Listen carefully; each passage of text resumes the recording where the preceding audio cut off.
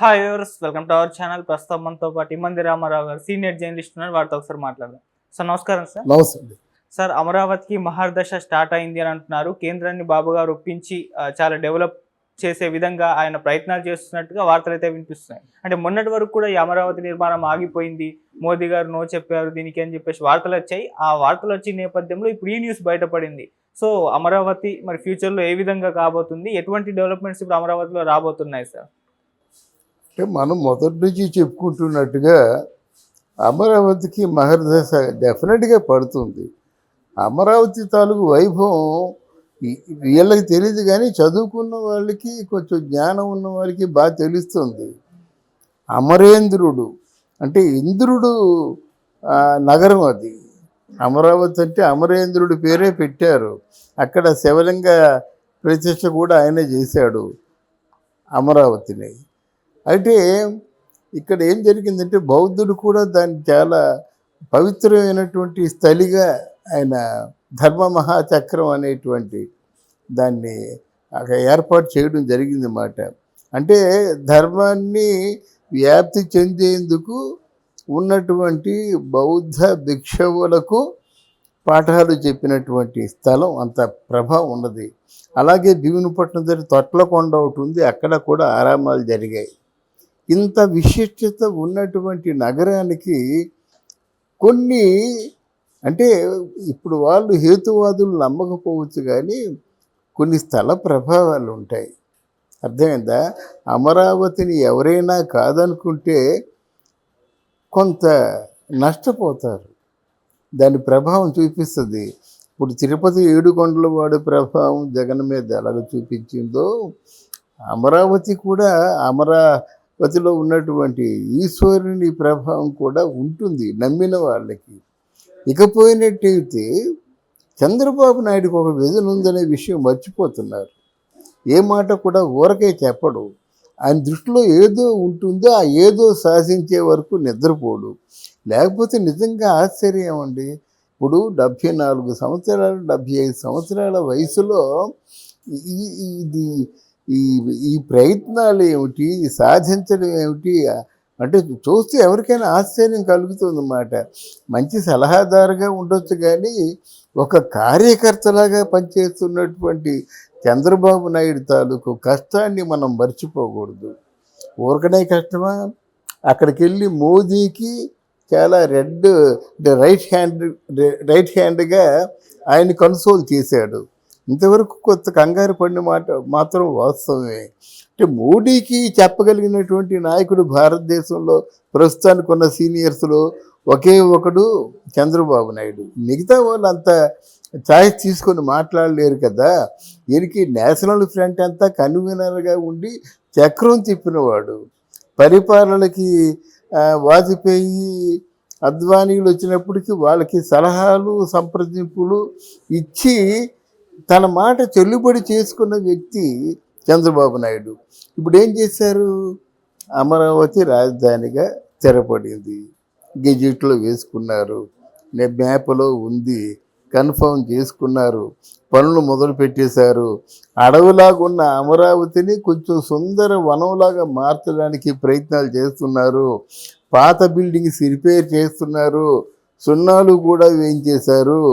అమరావతి ప్రజలు కూడా ఇదేదో వాళ్ళ ఇంట్లో పండగలాగా, వాళ్ళు 1000 రోజులు కష్టపడ్డారు కదండి. 1000 రోజులేవి 5 years వేసుకుని దగ్గర అంటే 5 into 3 ఒక 2000 రోజులు కష్టపడ్డారు. రాత్రి అనక పగలనక చలనక వర్షం అనక కష్టపడ్డారు కదా. వాడికి ఎలాగుందంటే వాళ్ళకే బహుమతిగా రాజధానిని ఇస్తున్నట్టు మన బిడ్డలు రేపు వచ్చే రోజుల్లో హైదరాబాద్ ఎలాగుందో, విశాఖపట్నం ఎలాగుందో, మద్రాసు ఎలాగుందో, ఈ అమరావతి కూడా ఆ స్థాయిలో ఉంటుందనేటువంటి ఒక తృప్తి, ఒక రవంత గర్వం కూడా వాళ్ళకు ఉంటుందన్నమాట. కనుక వాళ్ళు కూడా సంపూర్ణ సహకారం అందుతుంది. ఒక పక్క భవన నిర్మాణ కార్మికులు పనులు లేక పాపం ఆత్మహత్యలు కూడా చేసుకున్నారు. వాళ్ళకి పుష్కలంగా పని. ఆ భవన నిర్మాణ కార్మికులే కాకుండా బయట నుంచి కూడా రమ్మంటున్నారు అన్నమాట. మరి పనులు జరగాలి కదా. ఆ బిల్డింగులకి పెయింటింగ్ సున్నాలు వేయించాలంటే ఎన్ని రోజులు అవుతుందో తెలియదు, దారి వేయాలంటే ఎన్ని రోజులు అవుతుందో తెలియదు, సచివాలయం ముందు 6 రోడ్లు వేయించాలంటే ఎన్ని రోజులు అవుతుందో తెలియదు, జరగాలి కదా. సపోజ్ రేపు పొద్దున ప్రైమ్ మినిస్టరే వచ్చారనుకోండి అమరావతికి చూద్దామని, ఒక్క రోడ్లో రాలేరు కదా, అలా రాకూడదు కదా, వాటి చంద్రబాబు అనేది చూపించాలి కదా. అలాగా ఇటు రోడ్లు పనులు, అటు భవనాల పనులు, అటు సెక్రటేరియట్ని మళ్ళీ రిపేర్ చేయించడం, బాగు చేయించడం, తర్వాత ఏంటంటే సంబంధిత వర్కర్స్ని మళ్ళీ సంపాదించుకోవడం, అక్కడ అన్ని రాజధాని అయినట్టయితే మళ్ళీ రిక్రూట్మెంట్ జరగాలి. అంటే ఇక్కడ అసెంబ్లీ హాల్ కానీ లేకపోతే సెక్రటేరియట్ మన సచివాలయం కానీ ఇవన్నీ కూడా ఏర్పాట్లు జరగాలి కనుక అది 3 పువ్వులు 6 కాయల్లాగా ఉంది అమరావతి. వద్దని చెప్పారంటే ఎప్పుడో శివరామకృష్ణ కమిషన్ అండి అది. ఆ శివరామకృష్ణ కమిషన్లోనూ మరి విజయనగరం కూడా చెప్పాడు కదా, మరి భారతదేశంలో అన్ని నగరాల కంటే విజయనగరం ద పూరెస్ట్ ప్లేస్ అని చెప్పారు కదా. మరి దాన్ని వదిలేసారేమి? ఉత్తరాంధ్ర ఇది పూరెస్ట్ ప్లేస్ అన్నారు కదా, దాన్ని వదిలేసారేమి? దనొచ్చు కదా. ఎవరో తలమాసిన వాడు అన్నాడు ఏంటంటే అక్కడ కొంచెం భూమిలోకి దిగే అవకాశాలు ఉన్నాయని చెప్పాడు అన్నమాట. అంటే ఏంటి, అమరావతిలోనే కొంచెం భూమిలో దిగుతాయా? మిగతా నగరాల్లో చెరువుల్ని కబ్జాలు చేసి బిల్డింగ్లు కట్టేస్తున్నారు, వాటి మాట ఏమిటి? ఎక్కడైనా ఒక చెరువు మిగిలిందా ఆంధ్రాలో? అందువల్ల ఇలాంటి పాడు పనులన్నీ చేస్తున్నారు. దానికి రాని ఆటంకం ఇప్పుడు అమరావతిని డెవలప్ చేస్తే వచ్చిందా? సరే, ఇప్పుడు 5 సంవత్సరాలు అయింది మీరు కట్టిన భవనాలు. 5 సంవత్సరాల్లో ఎంత కూరుకుపోయింది చెప్పండి మీరు? ఓ 4 అడుగులు కూరిపోయిందని చెప్పండి, అప్పుడు ఒప్పుకుంటారు. కానీ కేవలం దాని మీద బురద జల్లడం, నిందలు వేయడం కరెక్ట్ కాదు. అంతేకాకుండా అమరావతిలో ఆ నగరానికి చాలా మంచి విజన్ ఉంది. అప్పుడే సింగపూరుడు సంప్రదింపులు జరుగుతున్నాయి. మేము వస్తున్నామంటే వచ్చి మేము చేసుకుంటామని చెప్పారు. సంప్రదింపులు లోగడైపోయింది. ఈరోజు చంద్రబాబు నాయుడు గారు మినిస్టర్గా ఉంటే చాలామంది ఉన్నారు. ఆయన అధీనంలో, ఆయన గుడ్ లుక్స్లో పరిశ్రమను డెవలప్ చేయడానికి చాలామంది ఉన్నారు. రెండవది ఏంటంటే ఈయన మన చంద్రబాబు నాయుడు తాలూకు తెలివితేటలే లోకేష్కు వచ్చాయి. మాటలు మాట్లాడలేడు కానీ చాలా మంచి విజనరీ, మంచి అడ్మినిస్ట్రేటర్, ఆయన మంచి ఎగ్జిక్యూటివ్ మాట.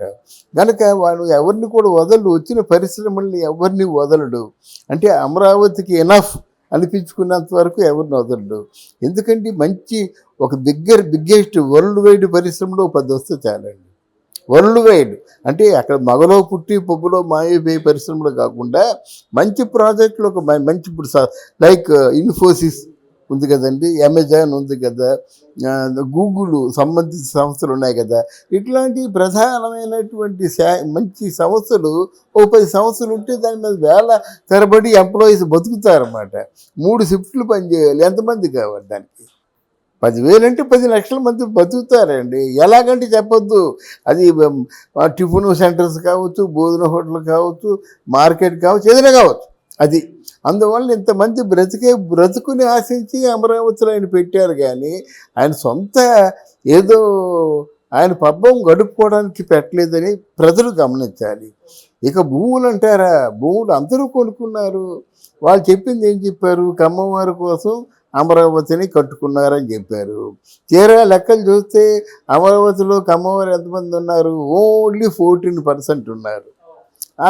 అంటే వాళ్ళ మాటలు తప్పు కదా.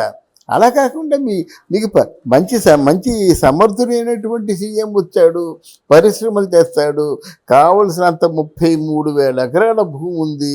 దాన్ని అంటే సస్యశ్యామలంగా పుష్కలంగా ఉండేలా చేయగలడు. ఒక చిన్న లీక్ చేశాడు. అంటే ఆంధ్రప్రదేశ్కి దాదాపు ఈ సంవత్సరంలో 10 లక్షల కోట్లు పెట్టుబడులు వస్తున్నాయని కూడా ఆయన లీక్ చేశాడనమాట. దానివల్ల అమరావతికి మహర్దశ పడుతుందన్నమాట.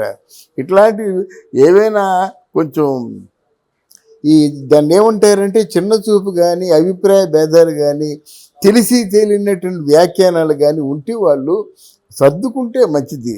ఎందుకంటే అమరావతి ఎలాగైనా మహానగరం అవుతుంది. దాన్ని ఎవరు అడ్డు పెట్టలేరు. కనుక దీనికి తోడు మన మోదీ గారు కూడా సంపూర్ణమైనటువంటి సహకారం ఇవ్వడానికి సిద్ధంగా ఉన్నారు. అలాగే 6 రోడ్ల 6 లేన్ల రోడ్డు కూడా ఇక్కడ హైదరాబాద్ నుంచి అమరావతికి వస్తుంది. అలా అక్కడి నుంచి వైజాగ్ నుంచి కూడా ఛానల్ వచ్చి ఏర్పాటు చేస్తున్నారు. అలా అమరావతి ముందు పెద్ద ఫ్లైఓవర్ ఒకటి నిర్మిస్తున్నారు అన్నమాట, దేనికి అంతరాయం కలగకుండా. మనం ఇక్కడి నుంచి శంషాబాద్ ఎలాగెళ్తామో మెహదీపట్నం నుంచి, అలా ఫ్లైఓవర్ నిర్మాణాన్ని కూడా గడ్కరీతో మాట్లాడి సంబంధిత అనుమతుల్ని తీసుకోవడం జరిగింది. ఇక అమరావతికి ఇంకా దాని వైభవం వర్ణించలేము, చాలా బాగుంటుంది. అంతవరకు మనం చెప్పగలం. ఈ క్రెడిట్ అంతా కేవలం చంద్రబాబు నాయుడు గారికే దక్కుతుంది. Thank you so much. Thank you very much.